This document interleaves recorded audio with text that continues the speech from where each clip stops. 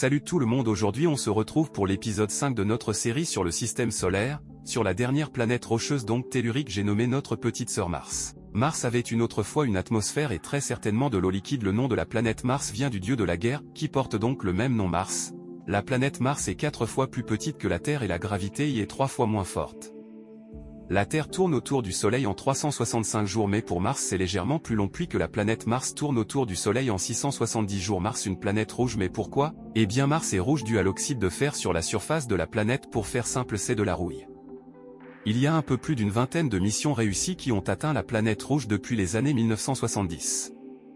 Mars a un canyon du nom de Vallée Marinerie qui fait 7 km de profondeur et 4000 km de long.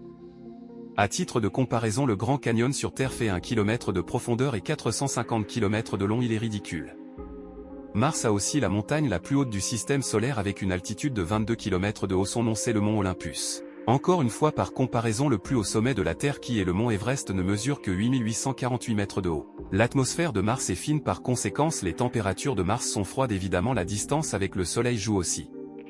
Il fait sur Mars en moyenne moins 60 degrés Celsius et au plus froid moins 140 degrés Celsius et au plus chaud 20 degrés Celsius.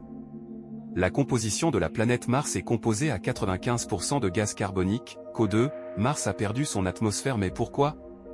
Eh bien c'est à cause des différentes tempêtes solaires, vents solaires et vents de particules électriques, et au fil du temps Mars a perdu peu à peu son atmosphère. Mars est la voisine directe la plus proche, c'est la planète la plus accessible et la plus proche de nous, elle n'est que à 70 millions de kilomètres de nous. Mars est la planète tellurique avec le plus de satellites naturels. Pour rappel, satellite naturel égale la Lune. Eh bien Mars a 2 satellites naturels, donc Mars a 2 lunes, oui, Phobos et Deimos, à savoir qu'un des 2 satellites se rapproche de la planète rouge tandis que l'autre s'en éloigne. Mars comme la Terre est composé de 3 couches qui sont la croûte. Petit 2 le manteau et petit 3 le noyau. La croûte fait environ 50 km d'épaisseur, le manteau fait environ 1900 km d'épaisseur et le noyau fait environ 1500 km d'épaisseur. Mars a également comme la Terre des volcans, d'ailleurs le mont Olympus duquel on a parlé plus tôt dans la vidéo est un volcan. Mais Mars n'a plus de mouvement de ses plaques tectoniques, donc la planète rouge est considérée comme une planète inactive même s'il y a encore un peu d'activité mais trop peu pour la considérer comme étant une planète active. Voilà, c'est tout pour ce 5e épisode sur notre série sur le système solaire, en espérant que celui-ci vous aura plu. Il ne me reste plus qu'à vous dire de ne pas oublier le pouce, l'abonnement et la cloche des notifications.